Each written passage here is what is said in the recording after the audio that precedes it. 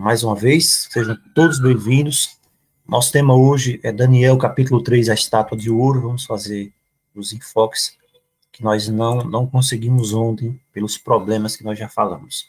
Daniel, no capítulo 1, é demonstrado que o Criador é a fonte da sabedoria e que o temor que nós temos daquele que existe, daquele que é, esse é o sentido do nome, é o princípio da sabedoria, Salmo 111, 10.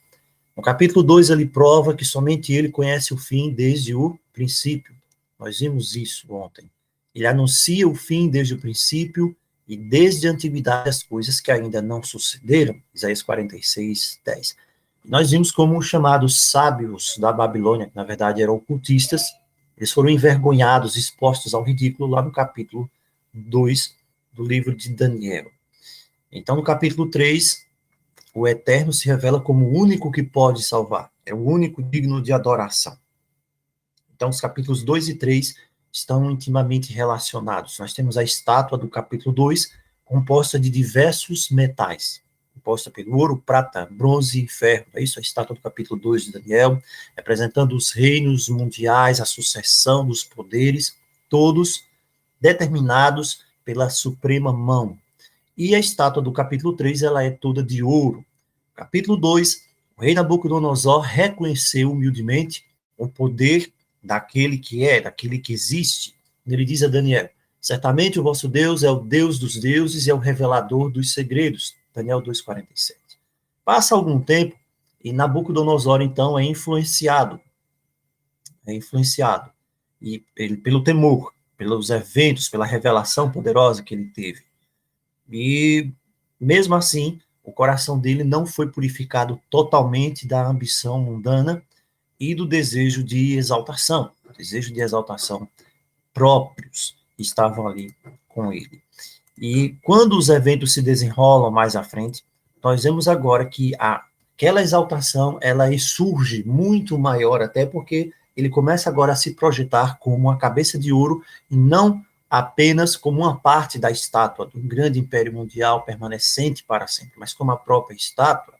Essa prosperidade ali enche de orgulho, ele cessa de honrar o Deus, o Criador dos céus e da terra, retoma seu culto idólatra com mais zelo ainda e fanatismo.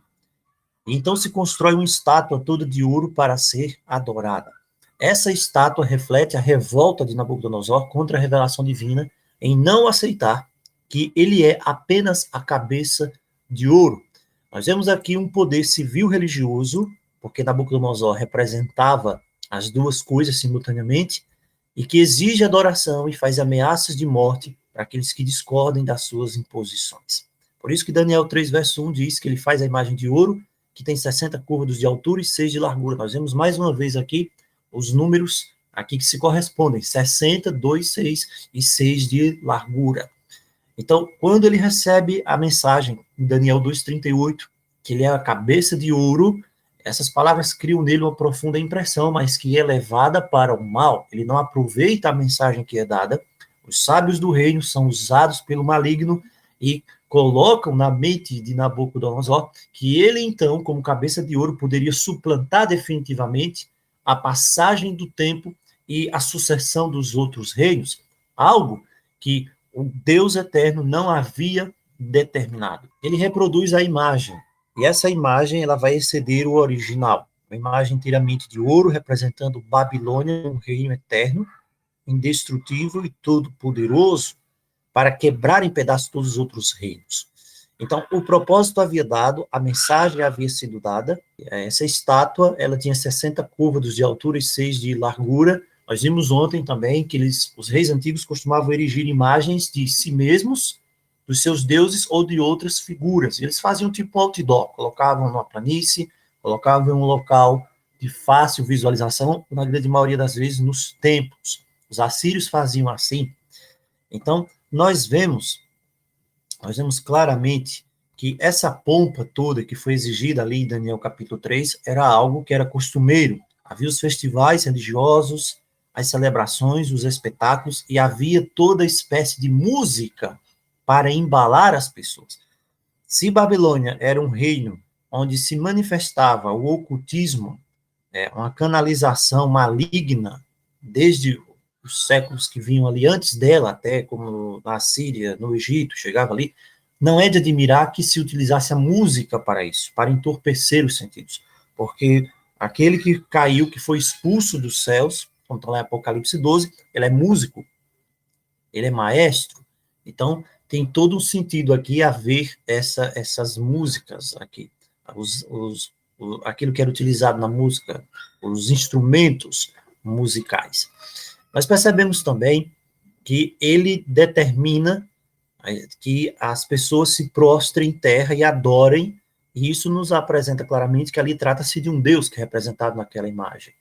Mas também o rei poderia estar sendo representado ali, isso não é absolutamente difícil de ter acontecido. Fica claro aqui que misturaram-se lealdade política e religião, estavam andando juntas ali na Babilônia. Essa estátua de 60 côvados de altura equivale a hoje 27 metros de altura. Nós vimos isso ontem. Nós vimos também que o historiador grego Heródoto, ele fala também de duas outras grandes estátuas de ouro em templos babilônicos, lá no 5º século antes de Cristo. Uma que representava Zeus, que tinha 5,5 metros, e outra ao deus grego Hélios, que na verdade é o Mitra, é o Sol, lá no porto de Rhodes, que tinha 30 metros, essa era bem maior. Então, as medidas da imagem de Nabucodonosor, nós vimos ontem também, elas usavam o sistema sexagesimal, que é um sistema baseado no número 60. Esse sistema foi criado ali em Babilônia. Esse sistema sexagesimal, ele é divisível, é dividido por 12 fatores. E ao passo que o sistema decimal, não. O sistema decimal, ele é divisível apenas por 9 fatores. Esse sistema, o sexagesimal, ele é usado também hoje nos minutos, nas horas, nas dúzias. Então, essa fornalha também, com certeza que foi usada para construir a imagem, ela era uma fornalha de proporções também gigantescas, O texto agora nos apresenta a fidelidade dos amigos de Daniel. Nós vemos várias injunções na palavra proibindo a adoração de outros deuses e a idolatria. Nós precisamos entender que todo o contexto está voltado para adoração. Todo o contexto é adoração. Mas primeiro, o que leva essa estátua a ser levantada no campo de Dura, numa planície, e planícies estão relacionadas com pecado, com a manipulação do pecado, a apresentação do pecado, diferentemente dos montes. Nós vemos aqui que as pessoas são reunidas de todos os lugares, de todas as partes. As pessoas são reunidas de todos os mais rincões distantes do domínio do Império Babilônico, e as pessoas recebem a ordem para adorar. Nós vemos que isso é resultado de uma junção de um poder político com o poder religioso. E isso vai contra os mandamentos, os 2 primeiros dos 10 mandamentos. É isso que os cativos judeus são tentados a levar, a quebrar o primeiro mandamento, colocando outros deuses além daquele que existe, daquele que é. O rei exige prioridade para a imagem, tudo gira em torno da imagem. Não se gira as coisas aqui, não se está focando o rei em si. O rei está por trás da imagem. Da mesma forma, nos últimos dias, em Apocalipse capítulo 13, nós temos o anticristo por trás da imagem da besta também.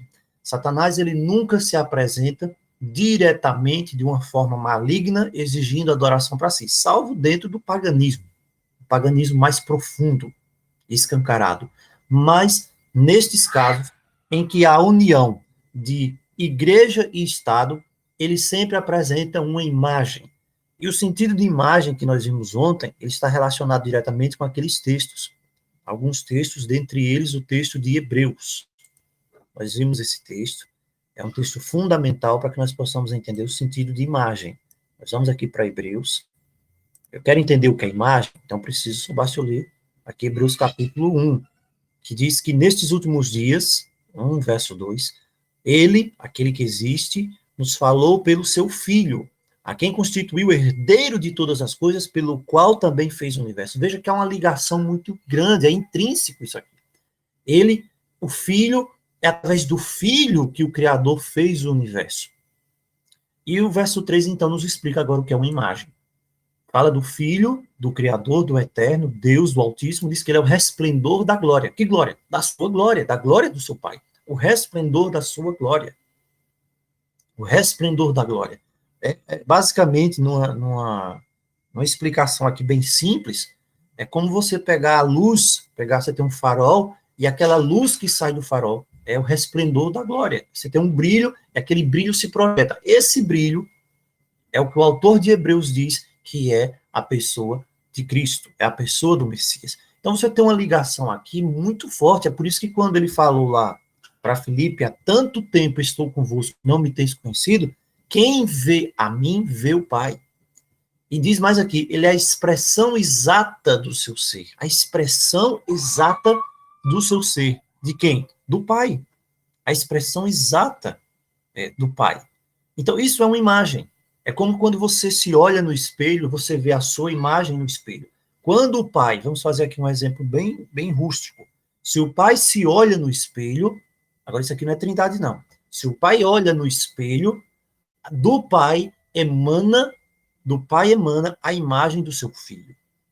É isso que o autor de Hebreus está dizendo aqui. Então, semelhantemente, se Satanás ele se utiliza desses pressupostos de imagem, como nós estamos vendo aqui em Daniel capítulo 3, é lógico entender que a imagem ela precisa refletir o sentimento, ela precisa refletir aquilo daquele que a reflete, a principal característica daquele que a reflete. Nós vemos que Nabucodonosor, assim como as antigas lendas, os antigos mitos, os antigos cultos pagãos, gentílicos da antiguidade, ele reunia em si as duas características fundamentais que uniam o povo: o poder militar, político, e o poder religioso. Por isso que ele, assim também como Roma, depois os imperadores, se entendiam como Deus na Terra. Então, as coisas ficam aqui se desenhando. Você vê que aqui existe uma imagem da besta. Nós vimos ontem. Você tem uma imagem da besta aqui, mas você não tem a marca ainda. Nós vimos ontem por quê? Nós vimos ontem que nós temos aqui no texto a imagem da besta, mas nós não temos ainda a marca da besta. Essa imagem aqui, em Daniel 3, é a mesma imagem de Apocalipse capítulo 13.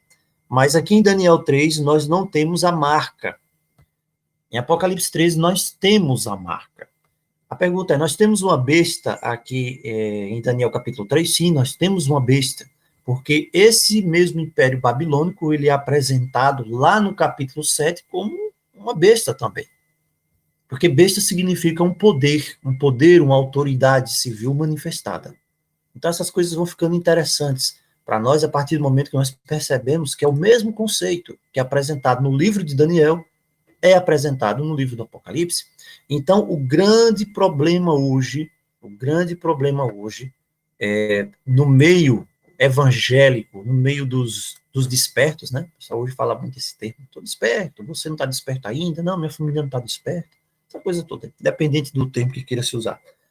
O grande problema hoje que as pessoas, às vezes, se enganam, se perdem dentro de uma interpretação da palavra profética, principalmente agora para os últimos dias, é o que a gente tem falado aqui várias vezes já, durante muito tempo. As pessoas querem saber o que é a marca da besta sem saber quem é a dona da marca da besta. As pessoas querem saber o que é a marca da besta sem saber nem ao menos quem é a besta. Esse é o problema. Então as pessoas dizem que a marca da besta é isso, a marca da besta é aquilo, a marca da... Mas e a besta? Não é. Então eu preciso saber primeiro quem é a besta. Eu sei quem é a besta. A besta, primeiro, ela institui uma imagem de si mesma, que a imagem não é de outro. A imagem da besta não é de outra coisa, a imagem da besta tem que ser dela. Você vê aqui que Babilônia é uma besta, é um poder político-religioso. Então, quando há junção, isso o pessoal falou ontem, quando há junção, Atlas, entre o poder político e o poder religioso, de forma impositiva, para que haja adoração, só há união de poder político e religioso para dois fins, só, para dois fins. Imposição e para adoração. Na consequência, não havendo adoração, há perseguição. Você pode pesquisar isso, você pode procurar em qualquer lugar. essas coisas estão juntas. Imposição de uma determinação voltada para a adoração é a mesma coisa que Nabucodonosor faz aqui. Você vê que o poder político e religioso está reunido nele e ele determina uma imposição. Todos se colocam de joelhos quando ouvirem o som da gaita de foles, da cítara, aquela coisa toda. E todos os instrumentos é a imposição. Essa imposição só existe porque é a junção do poder político e religioso. É isso? É isso aí, Eric. Então, quando isso é imposto e que não há correspondência, se alguém se atreve a não aceitar, a não seguir o padrão de adoração imposto pela besta, pelo poder político e religioso, então há perseguição e há a sanção. Foi isso que fez Nabucodonosor aqui com os três judeus. Então, o que é a imagem da besta? A imagem da besta é a união do poder político religioso. Isso é a imagem da besta. Sempre que um Estado, uma nação livre, soberana, independente de que regime político ela adote, se seja democrático, se seja qualquer regime, né? Comunismo, socialismo, né? Sempre vai partir para esses aí. Mas quando a legislação ela é influenciada por teorias, pensamentos religiosos, então há uma mescla disso aí, e começa-se a legislar e impor de forma coercitiva a obediência aos padrões, a certos padrões, em cumprimento às crenças religiosas, você tem uma imagem. Você tem uma imagem. A imagem de quem? A imagem da besta, a imagem da besta que legisla? Não, a imagem da besta que influencia. A imagem da besta que influencia. Tanto que lá em Apocalipse 13, a segunda besta, a besta que surge da terra, ela faz a imagem, mas o proveito é para outra. Então, a imagem da outra besta, é da besta religiosa. Então, vemos aqui que, mais uma vez, isso se cumpre aqui a rigor com Nabucodonosor. Ele quebra a primeira parte do mandamento, aliás, nós vimos ontem, quando ele faz a imagem. Ele faz a imagem de ouro, Daniel 3, verso 1. Na consequência, ele vai requerer a quebra da segunda parte do mandamento, quando ele diz se prostre. É a determinação. A determinação se prostre. Da mesma forma, em Apocalipse 13, a imagem da besta em si, ela quebra, ela já por si só, ao se fazer a imagem da besta, olha Apocalipse 13, tem alguns pontos que vão se ajustando ali, tanto que ali existe uma marca, e aqui em Daniel 3 não existe uma marca, mas existe uma marca lá, em Apocalipse 13. E ontem nós falamos por que nós temos uma marca em Apocalipse 13 e nós não temos uma marca aqui. Por que nós não temos uma marca aqui? Porque essa imagem aqui da besta, ela não somente existe aqui em Nabucodonosor, mas ela existe na grande maioria dos cultos pagãos, porque a imagem da besta está relacionada à manifestação do paganismo quando ele requer adoração. Adoração direta para Satanás. Porque não se adora ao Criador, adora Satanás. É ele que está por trás. Então ele sempre vai criar uma imagem. Ele sempre vai criar uma imagem, a figura em si. E aqui você tem o poder religioso. Apocalipse 14, 6, você tem um terceiro elemento, né? Que nós estamos falando. O terceiro elemento é a marca da besta. Nabucodonosor, nos seus dias, e lá pela imagem, ele ataca os dois primeiros mandamentos que exigem adoração. Exige adoração. Agora, quando você vai para Apocalipse 13, você vai ver que, novamente, o mandamento, né, o primeiro mandamento é atacado, que exige adoração, mas a marca, ela ataca o quarto mandamento. A marca tende a atacar o quarto mandamento, que, na verdade, o quarto mandamento, ele é um resguardo, ele é como é que eu posso dizer? Ele é um escudo na defesa do primeiro mandamento. Porque se você quebra o quarto mandamento, o escudo que defende lá a obediência ao primeiro mandamento também vai ser quebrado. Não tem como você dizer que você está crendo numa coisa, nos últimos dias isso, e ao mesmo tempo você está quebrando a outra, você está quebrando o escudo que protege aquilo ali. Não tem. Então é por isso que em Apocalipse 13 nós temos a marca da besta. Apocalipse 13, a imagem volta a ser implantada lá, do mesmo jeitinho, como está aqui em Daniel 3, mas tem o dado adicional, que é a marca.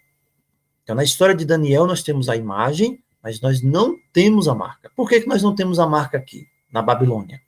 Nós não temos a marca na Babilônia, nós não temos a marca na Medopérsia também, nós não temos a marca na Grécia, nós não tivemos a marca no Egito, mesmo sendo um país extremamente ocultista, pagão, na época de Moisés, quando escravizaram os filhos de Israel, nós tínhamos a imagem, sempre tivemos a imagem, mas nós não temos a marca, nós não tínhamos a marca, mas a partir de Daniel capítulo 7, nós temos a marca, porque surge o chifre pequeno, é o chifre pequeno quem faz surgir a marca da besta. As pessoas precisam colocar isso em mente.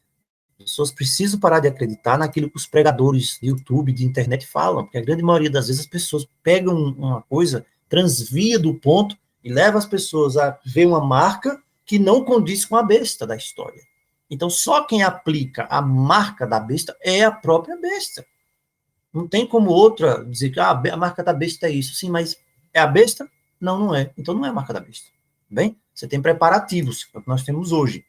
Então, a imagem, a gente já viu, ela não tem, aliás, ela tem lá no Egito, ela tinha na Síria, ela tinha para os filisteus, ela tem para os cananeus, você vai ter ali a imagem, sim, porque sempre que você mescla isso aí, com essa imposição, a adoração satânica, pagamos, você tem uma imagem. Essa imagem de quem? Do próprio Satanás. Nós vimos isso ontem também nos textos lá de Isaías 14, que são bastante conhecidos, e lá em Ezequiel 27, Ezequiel 28. Nós vemos que, neste caso aqui, Isaías 14 vai nos apresentar a imagem, não da besta, mas a imagem do próprio Satanás, do rei Léo, como está aqui no Isaías 14, do anticristo, e ele projeta essa imagem para a besta, ele projeta essa imagem para o poder político-religioso que ele usa, que ele cria. Isaías 14, 12 diz: como caíste do céu, ó rei Léo, filho da alva, como fosse cortado da terra, e tu dizias no teu coração, veja, isto é a imagem, essa é a imagem, é a exteriorização daquilo que ele quer. Subirei ao céu, acima das estrelas, exaltarei o meu trono, nós já vimos isso, as estrelas aqui são os anjos. No monte da congregação me assentarei, nós vimos aqui que é o Armon-Ré, é isso? Ao lado do norte, nós vimos o sentido do norte também, por isso que tem o rei do norte falso e o rei do norte verdadeiro. Subirei sobre as altas nuvens e serei semelhante ao Altíssimo. Nós vimos ontem que semelhante aqui não é de forma alguma semelhante em bondade, semelhante em misericórdia, semelhante em amor, nada disso, é semelhante realmente em poder, é só isso que ele quer. Essa é a sua imagem, por isso que ele demanda adoração. E a adoração que o rei Léo demanda para ele não é adoração espontânea voluntária, é por imposição mesmo. Por isso que ele vai usar Nabucodonosor, por isso que ele vai usar a besta de Apocalipse 13 para obrigar as pessoas. Então, marca da besta tem que estar relacionada à adoração. Se eu quiser crer de outra maneira, eu tenho de procurar na escritura um verso que desmonte tudo isso aqui. Um verso só não, eu tenho de procurar todo um contexto que mostre no Apocalipse que a marca da besta é algo diferente disso, porque não é. Veja, primeiro é algo que é imposto via adoração, mas que se torna obrigatório, consequentemente, para comprar ou vender. Está muito claro. Ezequiel 28 também vai dizer disso. Vai falar as mesmas coisas. Ezequiel revela essa imagem do coração dele, quando diz, no verso 2, ele diz, eu sou Deus. Sobre a cadeira de Deus, a cadeira da Deus, eu me assento no coração dos mares. E a prostituta de Apocalipse 17, que está sentada no coração dos mares. Então fica muito claro aqui tudo o que significa essa imagem. Mas nós só temos a questão da marca em si, a partir do surgimento do chifre pequeno, que nem ali você vai ver que se desenvolve, né? O chifre pequeno ele vai surgir, mas quando ele realmente se estabelece em si, lá em 538, é que ele pode realmente apresentar a sua marca de autoridade. Nós já vimos isso. Essa marca de autoridade, mais uma vez, é algo que se soma, algo que vai se somar, mas dessa vez, não no ataque direto, assim como Nabucodonosor fez aqui em Daniel 3. Não vai ser um ataque direto para quebrar o mandamento lá do Criador dos céus e da terra, mas é algo subrepetício, é algo que vai atacar o escudo de proteção do primeiro mandamento. Então, essa questão de idolatria é muito forte por causa disso, porque sempre no final das contas, a questão toda não é se você fica de pé, se você fica de joelho, se você adora, não. A questão toda é a sua fidelidade. Então, essa estátua, ela é levantada no campo de Dura, a uns 10 quilômetros lá, ao sul da cidade de Babilônia. A Bíblia de Genebra faz esse comentário. Não se fala em Daniel, E aí as pessoas, cadê Daniel? Onde é que Daniel estava? Daniel não estava, mas se Daniel estivesse, com certeza ele também não teria se prostrado ali, nós sabemos disso. Então, ele diz, adorem a imagem de ouro. Veja, não é me adorar. Adorem a imagem de ouro. Mas quem está por trás da imagem de ouro? Nabucodonosor. E quem Nabucodonosor representa? O anticristo, o rei Léo, lá de Isaías 14. Adorando a imagem de ouro, se adora rei Léo, se adora Satanás. Da mesma forma agora, adorando-se a imagem lá da besta de Apocalipse 13, se adora também Satanás, porque ele quem está por trás. Apocalipse 13, 4, 3 deixa isso bem claro. Sobre a questão do número 6, por que essa fixação pelo número 6? O número 6, ele é o número do homem. Como o homem está em pecado, caiu em pecado, ele é o número do homem em franca rebelião contra o governo dos céus. O ano lunar, ele tem 360 dias. Ele tem 12 meses de 30 dias. 3 vezes 2, 6. Cada hora tem 60 minutos. Cada minuto, 60 segundos. O zero, né? Você tem 360 graus, que é um círculo, que representava lá a divindade dele. 6 vezes 6 vezes 10, ou 6 vezes 60, que era o círculo do Sol, da Terra e da Lua. Tudo isso eles levavam em conta. Número 6 era o número mais importante na religião babilônica, representava o Deus menor, e o número 60, o Deus maior. E 600, olha só que coisa, é o número do panteão, é a totalidade de todos os deuses, dos espíritos do mundo inferior, quer dizer, a demoniada toda ali. Então você tem um 6, lá na Babilônia era o Deus menor, representando o Deus menor, você tem um 60, o Deus maior, e o 600, o panteão. Então você entende agora quando diz o 666, é porque esse número vai representar ali em si, em uma pessoa, como se fosse a invocação, a pessoa que estava responsável, o anticristo, por mesclar todo o paganismo de todas as eras numa coisa só. Então você tem o 6, a unidade, o 60, a dezena, o 600, aí você vai ter o 666 da Babilônia do Apocalipse. Então, a astrologia também pagã, eles dividiam o céu em quantas constelações? 36. 36. E eles tinham uns quadrados, você pode pesquisar e ver na internet lá uns quadrados, uns amuletos, que era o chamado Sigila Solis, que era o selo do sol. Então, mais uma vez, sempre, como sempre, você tem adoração ao sol. E eles usavam, os sacerdotes pagãos, esses amuletos, eles tinham um número lá de 1 a 36, lá na coluna horizontal, na vertical, somando, você ia dar 11 ali. Aí você somava essas 6 colunas, ali, vezes 111, você tinha que número? 666 também. Então, era algo muito forte isso aqui, não era algo feito do nada. Então, você tinha o sol ali no Sigila Solis, você tinha o sol honrando a estrela lá do basilisco, que na verdade é uma serpente também. Então, eles usavam tudo isso aqui nessa adoração ao sol. Então, veja só, raciocine agora comigo. Se na antiga Babilônia, o que estava por trás da estátua de Nabucodonosor, o que estava por trás de todo o culto que foi levantado na estátua de Nabucodonosor, era adoração ao sol. Você acha que agora, nos últimos dias, o que é que está por trás da imagem da besta de Apocalipse 13? O que é que será? Mais uma vez, a adoração ao sol. Não vai mudar, nunca mudou, nem nunca vai mudar. A adoração ao sol está em todas as religiões pagãs. Você vai ver que os sacerdotes que estavam por trás de tudo isso aqui, que leva ao ponto de erigir a imagem para adoração, eram sacerdotes pagãos que, no final das contas, estavam adorando o sol. Da mesma maneira, as pessoas precisam fazer essa conexão. As pessoas precisam buscar na palavra o entendimento que o Senhor pode dar. Então, da mesma forma agora, na imagem da besta, você tem o dado adicional da marca, tudo bem. Mas quem está por trás de todo o sistema da adoração, da imagem da besta, é um culto ao sol. Vai ser sempre o culto ao sol. Aí você vai ver, mas como é que é o culto ao sol? As pessoas vai ser dito para as pessoas, olha, é o culto ao sol. Não. Lembra da capa de Acã? Sempre vai ter alguma coisa para esconder. O culto ao sol, ele foi passando de geração em geração, em várias nações, em várias culturas, só mudava de nome, mas era o mesmo culto ao sol. Mitra, Baal, Tammuz, e por aí vai. Era o mesmo sol invictus. Chega em Roma como sol invictus. Entra em Roma, entra em Roma e muda de nome. E o nome hoje do culto ao sol se chama domingo. Eu posso não gostar disso, eu posso não acreditar nisso, mas se fizer uma rápida pesquisa nos fatos históricos, você vai ver que é isso. Então a gente não pode negar essas coisas, são fatos históricos, é a realidade das coisas. Então, o número 7, ao contrário, não. O número 7, ele vai mostrar que o Criador, o Eterno, vai trabalhar em ciclos de 7. Quantos dias Deus determinou o Eterno para criar os céus e a terra? 7. Foi por quê? Porque ele não podia fazer em menos? Claro que podia.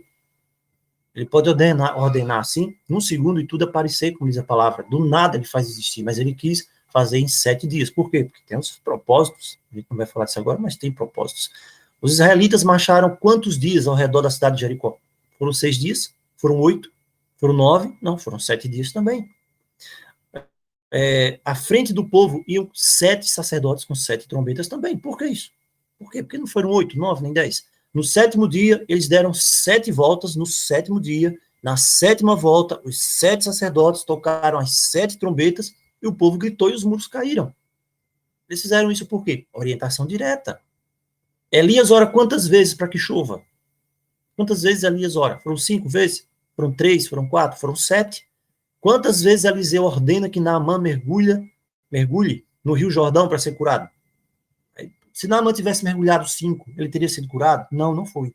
Se Naamã tivesse mergulhado 6 e tivesse dito, não, já dei 6 aqui, mergulhos aqui, né? 6 é o número da gente. Não, mas ele tinha de mergulhar 7. Quando ele mergulhou as 7 vezes, na última vez, na 7ª vez, ele ficou curado.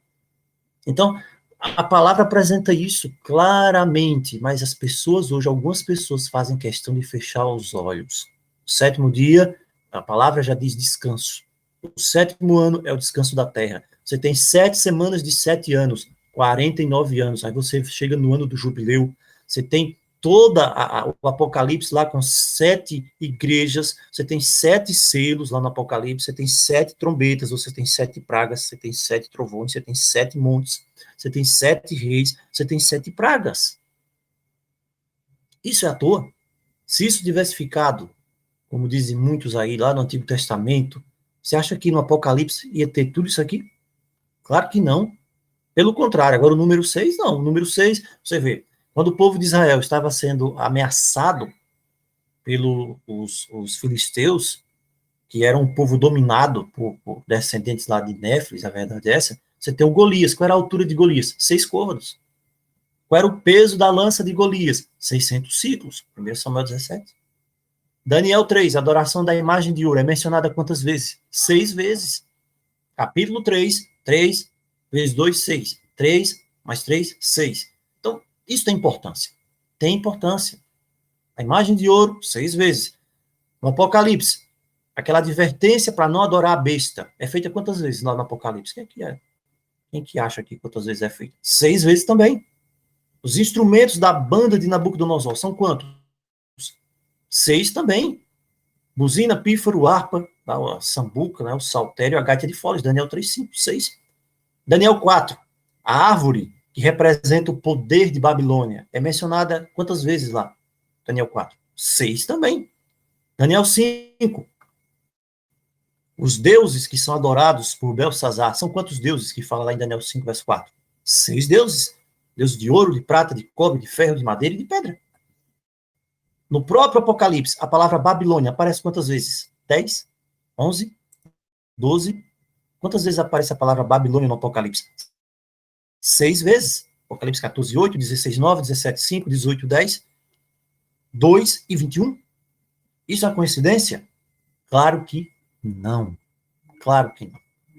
Então, quem está por trás da imagem que é levantada hoje, que será levantada agora nos últimos dias, e que vai exigir a adoração de toda a humanidade? Quem? Quem está por trás? O culto do sol. Não mudou, não vai mudar agora. Agora que vai mudar. Não vai. Eu posso não acreditar, eu posso dizer, esse cara está falando uma grande besteira. Esse irmão tá doido. Tá falando uma besteira isso aí, porque o meu pastor não disse assim. Não porque o missionário não sei quem não disse. Não porque o reverendo não sei quem não disse. Não porque o bispo não sei quem não falou. Tá, tudo bem, você escolhe. Você acredita no bispo, no reverendo, no missionário, ou você acredita na palavra. Mas eu acredito na palavra. E a palavra diz que é assim. Então, o Apocalipse mostra que Satanás vai usar novamente a mesma estratégia que utilizou lá com Nabucodonosor para forçar a adoração à imagem da besta.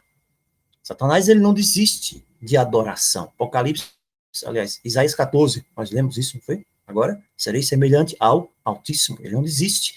Ele quer ser adorado. E isso através de um poder civil religioso. E eu vou depois aqui, eu não dá tempo, que é muita coisa, mas a gente podia falar sobre... Cadê aqui? Estou com ele pronto aqui. Sobre o 501C3, lá dos Estados Unidos. Foi uma diretiva assinada pelo George W. Bush em 2006 e que foi ratificada pelo Trump agora em 2017. Sabe o que é isso? Praticamente acabou com a separação igreja e Estado lá nos Estados Unidos. Só que ninguém fala. Então nós vamos poder ver isso um dia com mais calma. É lá o instrumento lá, 501C3, que existe lá nos Estados Unidos, já está sendo copiado em outros lugares, Canadá, que eu sei, acabou. As igrejas que têm isenção lá nos Estados Unidos, isenção de impostos, elas se tornaram, basicamente, agências governamentais. Quem estudou aqui, o Atlas sabe disso, né? Não sei quem mais estudou, mas quem estuda direito administrativo vê que existem as agências, não é isso, Atlas? As agências de governo. A ANEEL é uma agência. O que a ANEEL faz? Ela tem de trabalhar, sim, mas ela tem alguns requisitos que ela tem de cumprir de governo. Uma agência governamental. Então, as igrejas que recebem isenções de impostos lá nos Estados Unidos, elas hoje são agências governamentais. Nossa, isso implica tanta coisa. Né? Então, é aquela coisa que o pessoal diz assim, essa história de união de igreja com o Estado, de imagem da besta, não sei o quê, tem a ver com os Estados Unidos. Isso é uma viagem, pega aí. Vai ler isso aqui, o 501C3, que foi assinado agora em 2017 pelo Trump, confirmando o que foi assinado pelo Bush em 2006. Então a palavra diz, o meu povo perece porque falta entendimento. Entendimento. A palavra é muito clara das coisas que estão acontecendo. Nós precisamos orar para que o Senhor abra os nossos olhos, para que nós possamos ver as coisas que estão sendo feitas. Agora já está na cara, já, né? Mas, na verdade, toda a costura já vem de tempo já sendo feita por baixo, para que as pessoas não percebam, de repente acabou a separação de igreja e Estado. Acabou. Então, a imagem da besta, nos últimos dias, está pronta. Está praticamente pronta já. Só é entrar em ação. A gente vai falar disso no outro dia.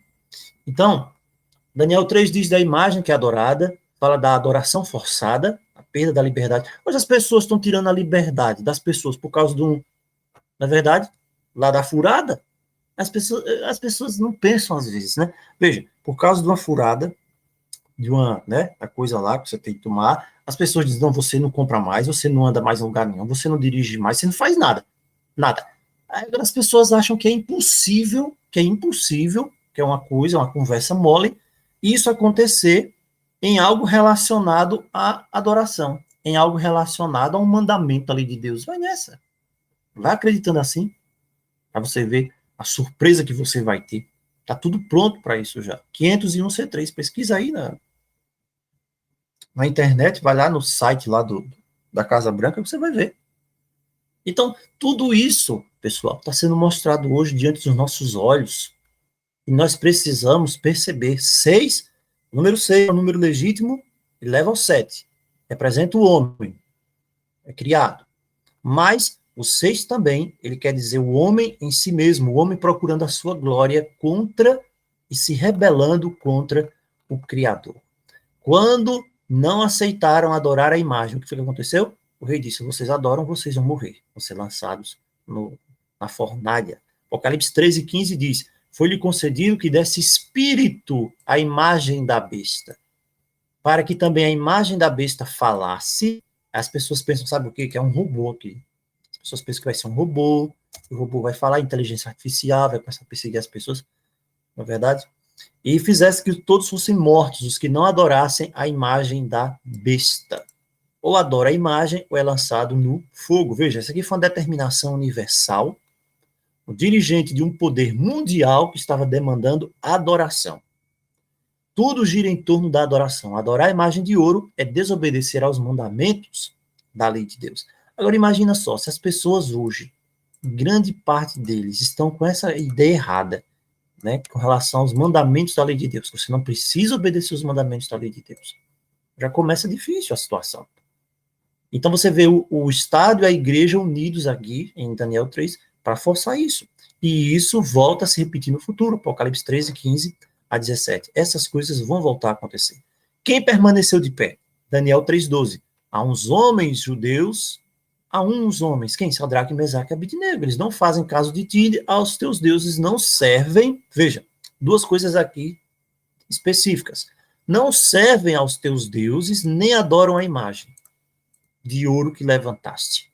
Eles não obedeceram ali a lei que foi determinada pelo próprio Nabucodonosor. Então, a mesma coisa que foi dita a uns homens judeus será dito também, sabe de quem? E Apocalipse 14, 12 diz quem são essas pessoas.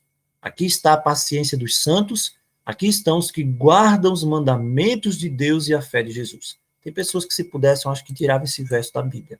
Esse, o 12, 17, aquele lá do 22, 14, porque é isso aqui, são contra estas pessoas, essa característica fundamental, que serão aquelas pessoas que recusarão adorar a imagem da besta. Quando esses jovens, foram àquela reunião, naquele dia, eles não estavam em dúvida. Eles foram, mas eles não estavam em dúvida. Nossa, quando levantar a imagem lá, que mandar a gente adorar, o que a gente vai fazer, hein? Já pensou, Sadraque? Eu disse, sei não. Será que eles não vão mandar? O que a gente vai fazer? Eles não estavam em dúvida, eles não tinham dúvida. Eles já estavam com a decisão tomada. Independente do que acontecesse, eles decidiram ser fiéis. Eles decidiram ser fiéis. Então, a pergunta dele foi, quem é o Deus que vos poderá livrar? Está no versículo. Quem é o Deus que vos poderá livrar? E aí eles dizem, olha, se o nosso Deus quer livrar-nos, ele vai nos livrar, mas nós não vamos adorar a sua imagem. Não vamos adorar a sua imagem. Eles são lançados dentro da fornalha, e existe alguém que está ali dentro da fornalha. Daniel 3, 19 a 26. Eu vejo 4 homens soltos passeando dentro do fogo, e o aspecto do quarto é semelhante ao filho dos deuses. Ao filho dos deuses. Isso é um ser divino, quer dizer. Então, essa declaração aqui é de acordo com o que Nabucodonosor acreditava. Esse ser aqui é Cristo, era o Messias pré-encarnado. E ele cumpre a promessa lá de Isaías 43, que eles sabiam bem, os 3 jovens. Quando passares pelo fogo, não te queimarás, nem a chama arderá em ti. E isso cumpriu-se na vida daqueles 3 jovens, porque eles foram fiéis. Eles foram fiéis. Então, pessoal, nós finalizamos aqui o nosso estudo de hoje sobre esse tema tão interessantíssimo, que é Daniel capítulo 3, a estátua de ouro. E o que é interessante? Isso volta a se repetir agora nos nossos dias. Nós já temos o 501 C3 pronto, lá nos Estados Unidos. Lá nos Estados Unidos, está pronto lá. É ali que a liberdade religiosa que se falam tanto. Hoje, liberdade religiosa é só não falar nada um contra o outro, né? Você não pode dizer que fulano, que aquele ensino, vai chegar nesse ponto, aquele ensino não condiz com as escrituras. Mas o que está armado para essa fusão definitiva de igreja e Estado é para levar uma legislação opressiva. Para o governante mundial da nova ordem mundial, ele vai requerer adoração à imagem da besta. E aí, onde então nós vamos ver quem são aqueles que irão guardar os mandamentos de Deus, que permanecerão fiéis até o fim. Então, que o nosso Pai Celestial nos abençoe, nos fortaleça e nos dê forças para que nós possamos perceber o tempo que nós estamos vivendo e estar firmes até o fim, em nome de Jesus.